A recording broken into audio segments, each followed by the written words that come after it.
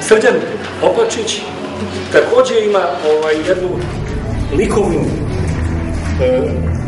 pesničku priču, naravno i našu i svetsku. Neću širiti priču i otkrivati sve adute. Srđane, izvoli. Hvala. Dobro večer, dragi ljubitelji umetnosti i stvaraoci.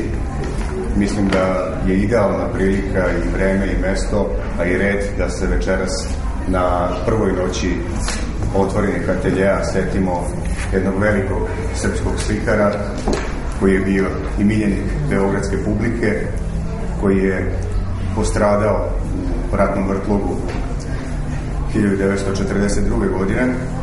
Naravno, reč je o Savi Šumanoviću. Od poslednje izložbe velike beogradske koju je održao do tog kobnog dana kada je streljan na groblju u Sremskoj Mitrovici proteklo je tačno 3 godine, gotovo u dan 3 godine je još živeo posle te izložbe.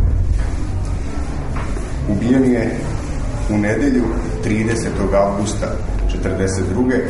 i zašto je bitno da zapamtite nedelja 30. avgust, čućete sada. Odlazak Save Šumanovića. Bio je četvrtak, 31. avgust 1939. Imao je poslednju izložbu u Beogradu, ali to tada nije mogao znati. Slikar, kako znam i umem stila, bio je raspoložen za razgovor i spreman da tumači svoje delo. Onaj isti koji je u gradu svetlosti setno slikao Sremsku ravnicu i isti onaj koji je u Šidu osluškivao eho Pariza, opraštao se od beogradske publike, ali to tada nije mogao znati.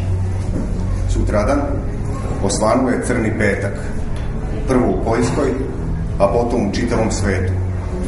U ratnom mraku postradao je slikar svetlosti. Bio je ponedeljak, 31. avgust 1942. ali on to nikada nije saznao.